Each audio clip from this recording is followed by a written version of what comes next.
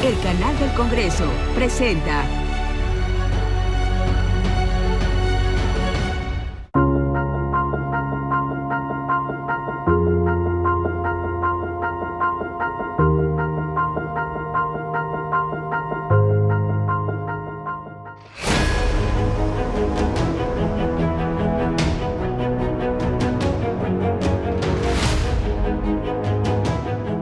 Ser legislador es precisamente configurar desde la ley o desde la Constitución las soluciones a los grandes problemas del país.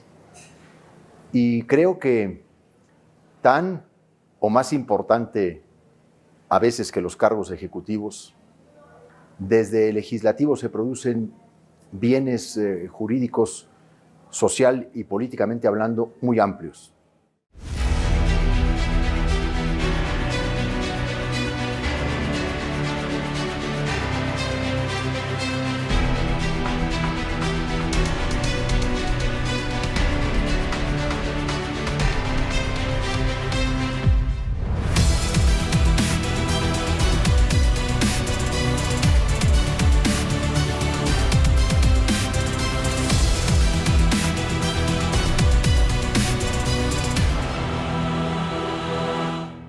Una enorme distinción y una responsabilidad también a la vez.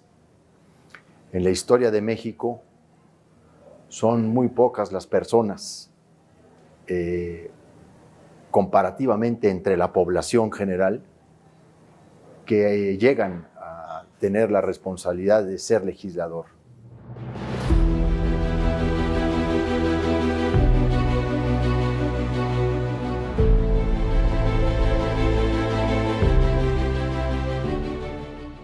Los legisladores somos representantes populares, pero mientras que el diputado representa a la nación, los senadores representan a la federación. Si bien es cierto, los diputados se escogen de entre un distrito o de entre la población de un distrito, en sentido estricto no representan a ese distrito. De ahí son elegidos, de una demarcación territorial concreta. Pero el diputado son diputados de la nación, o sea, representan el interés nacional. Los senadores, que también son representantes populares, están más vinculados al pacto federal, a la representación de los intereses de las entidades federativas dentro de la República. Pero representamos esencialmente al pueblo.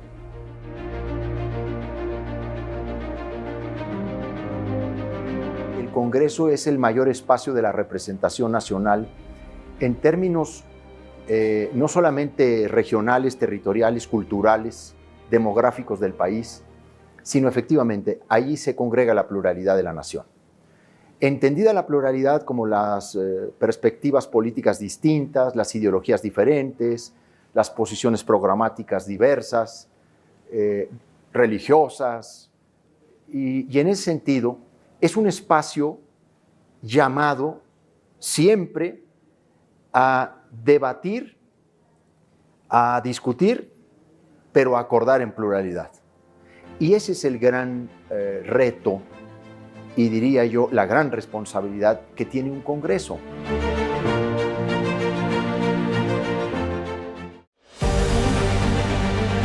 La pregunta que nos tenemos que hacer es a partir desde dónde queremos debatir.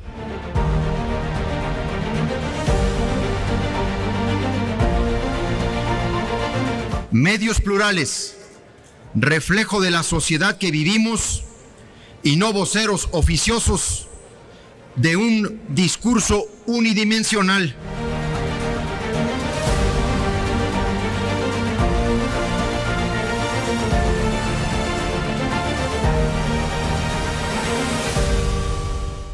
Entonces el Congreso es un espacio de una experiencia importantísima, sin igual.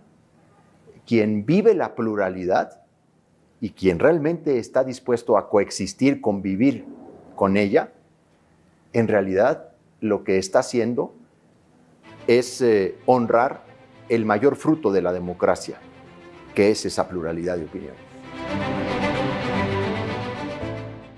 Yo empecé mi inquietud por la política desde muy joven, porque también desde muy niño me convocó el periodismo, así como me convocó la política.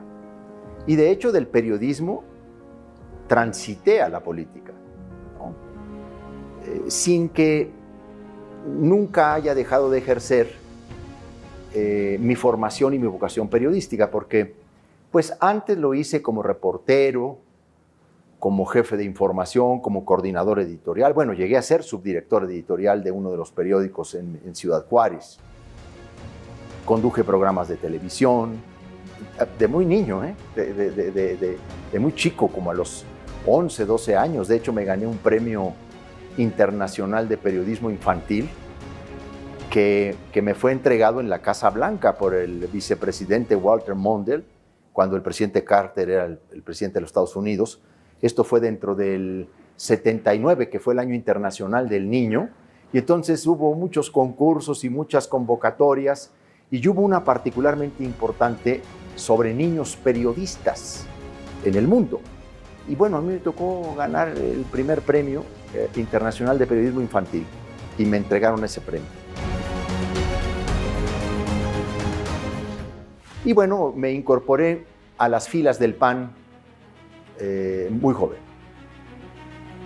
Tuve un contacto con Pablo Emilio Madero Beldem, el candidato presidencial del PAN en 1982. A mí me tocó entrevistar a los 3 candidatos presidenciales de esa campaña para el programa de televisión que yo tenía. Entrevisté a Arnoldo Martínez Verdugo. Obviamente con el ingeniero Madero, pues yo tuve una gran relación, pues fue un personaje que a mí me inspiró para ingresar al PAN en los 80s, en 1982. De hecho, tras su campaña presidencial, yo me incorporé a las filas del PAN. Entrevisté también a Miguel de la Madrid Hurtado en una gira que se llamó, era gira nacional, Bosques y Selvas, Prioridades Nacionales. Se hacían foros. Y yo entrevisté a De la Madrid como el niño maravilla ahí de la frontera, ¿no? En 1983 gana Pancho Barrio la presidencia municipal de Ciudad Juárez, ¿sí? Y yo me convierto en su secretario particular, siendo menor de edad. Y de ahí, bueno, tomé el curso de una carrera legislativa que empezó como diputado al Congreso de Chihuahua. A mí me tocó ser legislador muy joven en Chihuahua y presidente del Congreso del Estado muy joven.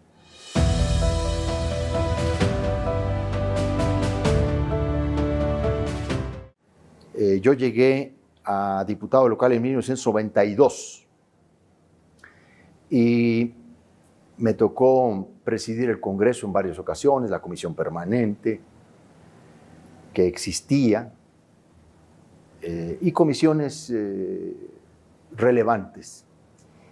Y yo creo que ahí fue donde, como se dice, ahí descollé, ¿no? Porque además se me dio la facilidad desde entonces de la tribuna.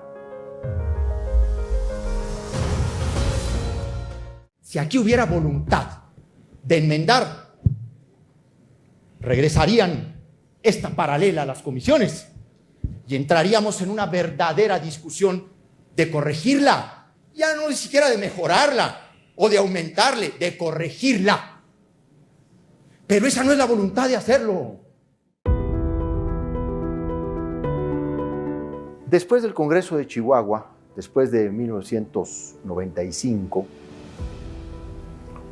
vine por primera vez a la Gran Tenochtitlan y en la legislatura 57 me convertí en el primer, bueno, no en el primero, pero fui vicepresidente de la mesa directiva de la Cámara de los Diputados con Porfirio Muñoz Ledo. Fuimos grandes amigos. Y Cuando el PRI perdió la mayoría en la Cámara de Diputados, la mitad del gobierno de Ernesto Zedillo, se conformó una mayoría opositora.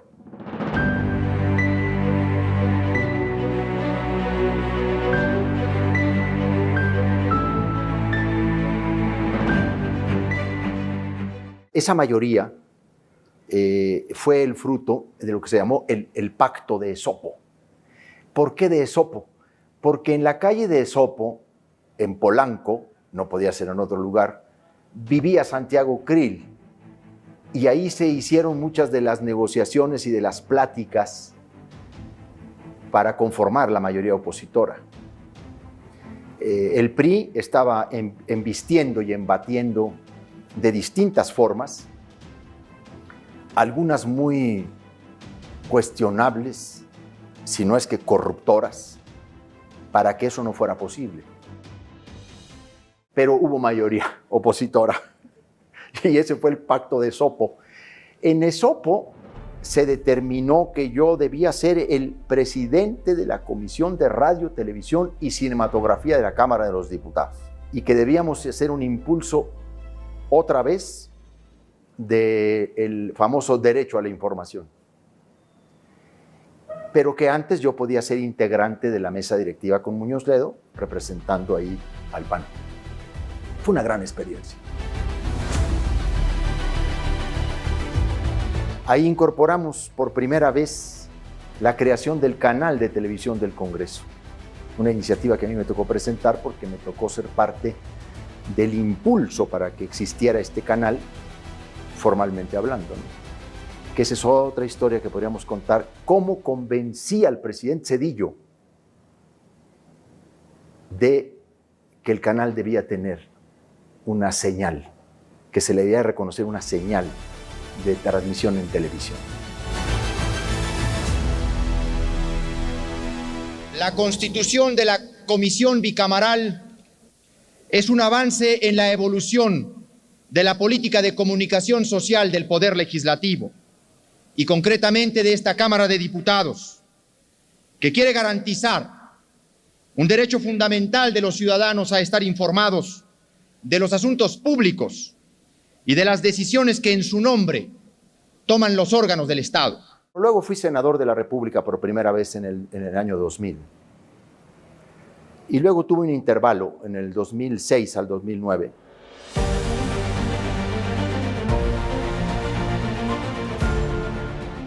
Yo soy candidato a senador de la República por Chihuahua.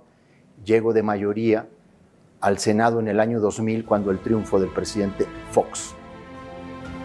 Y fue una legislatura muy interesante.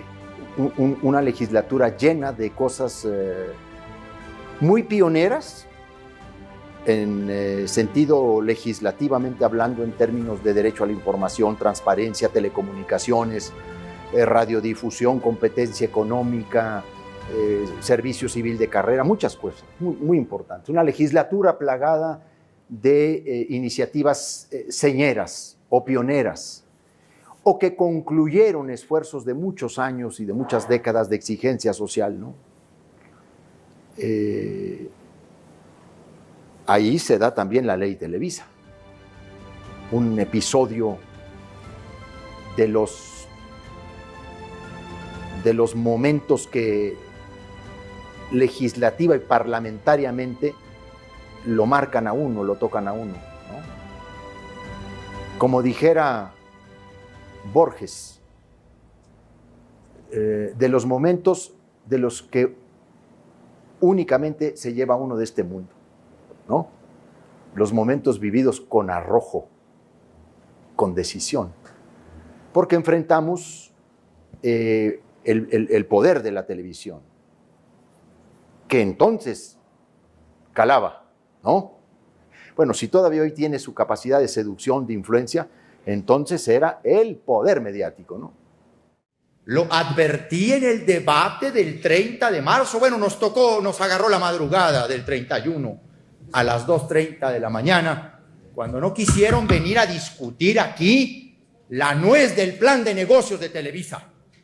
Esta asimetría de los sistemas privilegiados excluyentes que le mantienen ventajas competitivas a los actuales y les niegan. A los entrantes les dificultan, les ponen requisitos, los mandan a subastas. Fue una reforma promovida por Televisa para hacerse de ventajas indebidas a partir de un esquema de reformas a la Ley Federal de Radio y Televisión.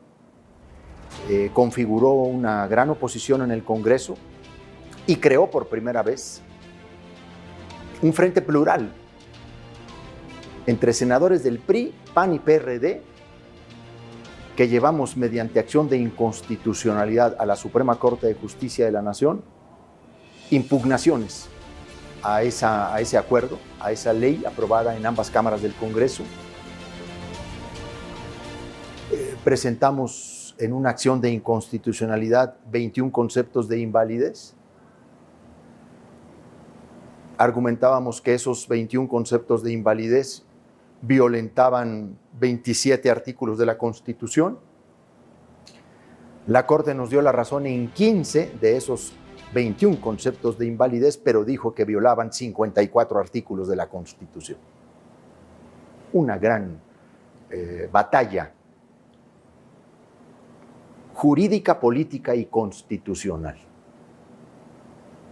Todavía recuerdo las palabras del ministro, que en paz descanse, Sergio Salvador Aguirre Anguiano,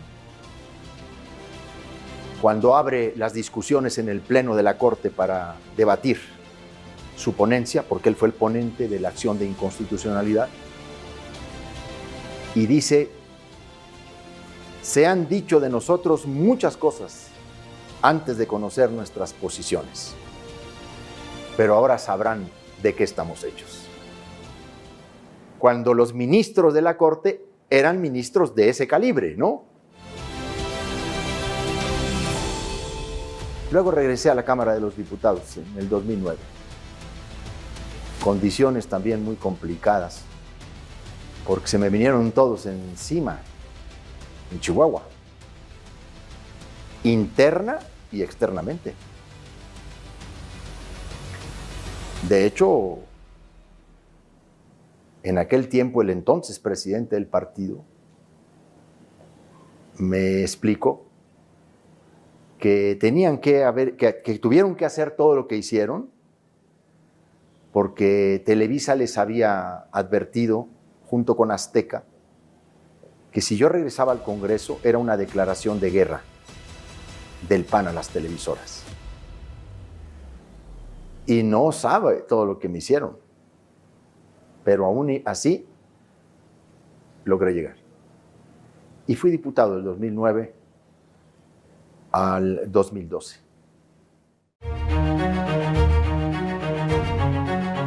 Yo no he ido a academia alguna. Yo soy un fruto del Parlamento mexicano.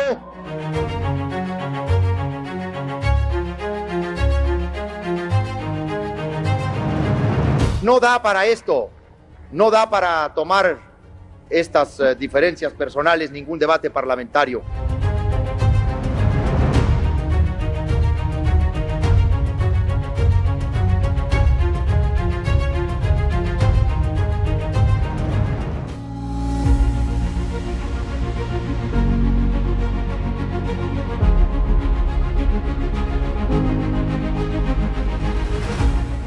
Habiendo sido tan embatido de adentro y de afuera, resulta que me piden encabezar la Comisión de Gobernación de la Cámara de los Diputados. Entre otras cosas, por un impulso personal de un gran amigo, que debo de reconocerlo, que él dijo: a ver, nadie mejor que Corral en esa comisión para que las cosas salgan bien, ¿no? Y yo creo que convenció Fernando Gómez Mon a Felipe Calderón de que yo podía ser el presidente de la Comisión de Gobernación de la Cámara de los Diputados. Y Fernando me dijo: éntrale. Dije: yo no les sirvo a ustedes en eso, porque tengo posiciones críticas. Dijo: pero no te vamos a pedir nunca algo que te cause una indignidad. Tú sabes que nunca te vamos a pedir nada que te avergüence. Me dijo, además lo vamos a platicar y todo eso. Bueno, pues pasaron muchas cosas interesantes por esa comisión, pero también hubo un momento de mucha tensión, porque yo me opuse a la Ley de Seguridad Nacional, que por cierto pues se quedó pendiente de dictaminar. Es que la Ley de Seguridad Nacional era una respuesta a esa guerra que se había iniciado en el 2006. Yo estoy hablando 2009-2012, los años más cruentos de esa guerra, que necesitaba la participación del ejército, pero que pretendía funciones legalmente atribuidas al ejército para intervenir en esa guerra. En aquel tiempo yo me opuse.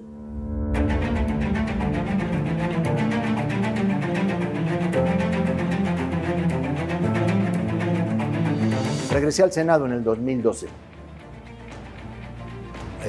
entusiasmado con los propósitos del Pacto por México, y luego, conforme fue avanzando el tiempo, decepcionándonos de cómo en lo secundario, en lo reglamentario, se traicionaban los grandes objetivos del Pacto por México. Y la primera que sufrió realmente un embate pues en sentido contrario a todo lo que se había anunciado fue la Ley de Telecomunicaciones, ¿no? Que nosotros llamamos la Ley Televisa II. Yo había votado la reforma constitucional en materia de telecomunicaciones y radiodifusión a favor, con grandes aplausos, ¿no?, al nuevo Salvador de México, ¿no?, que era Peña Nieto. Sí se acuerda de esa portada, ¿no? Saving of Mexico. Y entonces, esas reformas en lo constitucional pues iban muy bien, pero luego vimos la manera en que se desfondaron en las leyes reglamentarias, ¿no? El fiasco, la simulación a la que se prestaron pues, los protagonistas e impulsores del Pacto por México. Solo sirvió para darle aire otra vez al PRI y a Peña Nieto. Y luego vino la catastrófica reforma energética. Tremenda. Solo 2 senadores del PAN votamos en contra de la reforma constitucional en materia energética. El entonces senador Ernesto Rufo Appel, que también había sido gobernador de Baja California, el primer gobernador panista en 1989,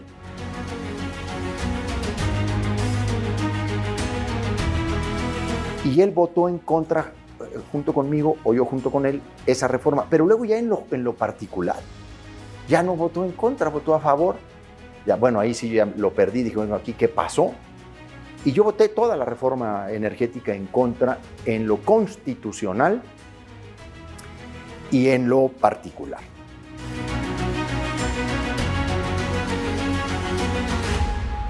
Fue una experiencia muy diferente a la del legislador, en todos los sentidos. Obviamente sirve mucho la experiencia de haber sido legislador para ser gobernador de un estado, porque la ley brinda una visión general, porque la ley busca el interés público, y tener un bagaje legislativo ayuda mucho.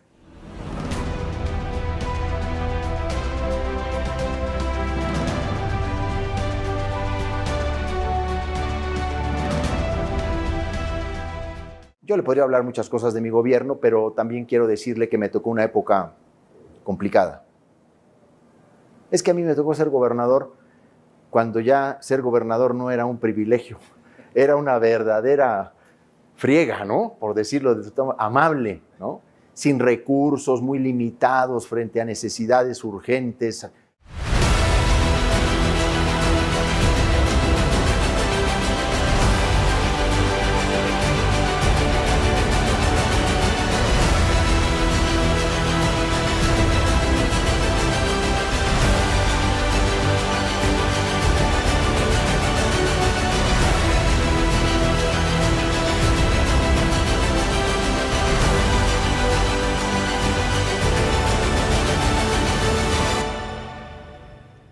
Y yo he tratado, en mi ámbito legislativo, en mi desempeño, recuperar el respeto a las posiciones diferentes por su calidad. Y no oponerme a las ideas por quien las dice, sino valorar las ideas en sí mismas. Y he tratado de continuar también una tradición de debate que no descienda a la vulgaridad o al insulto personal. Que una de las cosas que uno tiene que deplorar a veces de estos debates es la trivialidad en la que se cae a veces las descalificaciones de carácter personal. Yo siempre he estado de acuerdo en que hay que mantener siempre el debate en niveles de respeto. Se puede decir todo, pero con respeto. Todo se puede decir. No está en la descalificación personal, sino en la dureza del concepto, en la frescura del pensamiento y de la idea, lo que puede hacer el convencimiento de un pleno con esta pluralidad. Yo voy a hacer votos y mi esfuerzo personal para que ese nivel de discusión no aparezca y que quien quiera hacerlo se quede solo y que no contestemos porque tengamos miedo o no sepamos, sino para que quede aislado el insulto, la vulgaridad y la calumnia y se restituya el nivel del debate y la discusión que merece esta nueva etapa de la transformación del país. Diálogo. Pues diálogo es eso, es intercambio de puntos de vista.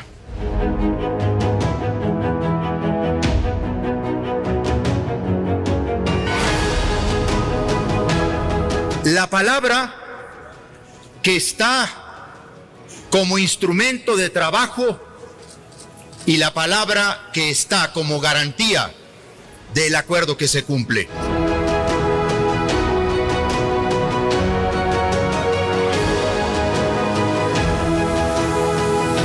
Hay que también cuidarnos de tratar de generar distractores al debate esencial.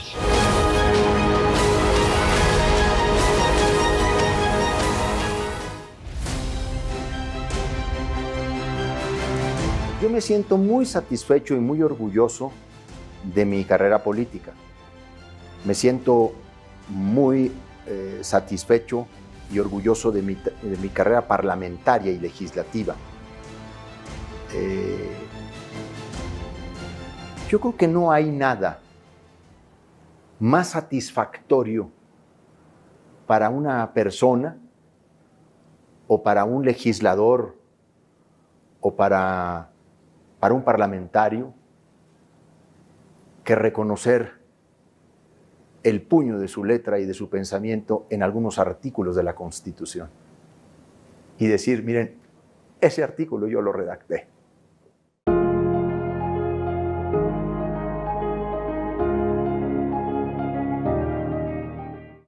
Y varios artículos de la Constitución, pues en materia electoral, de transparencia, de derecho a la información, de libertad de expresión, son parte de mi pluma. Y ese es un privilegio y un orgullo enorme, sobre todo cuando eso trasciende el tiempo y sigue ahí. Y de ahí se derivan muchas normas y se derivan muchas acciones y muchos bienes y muchas políticas públicas, pues es una enorme satisfacción, ¿no?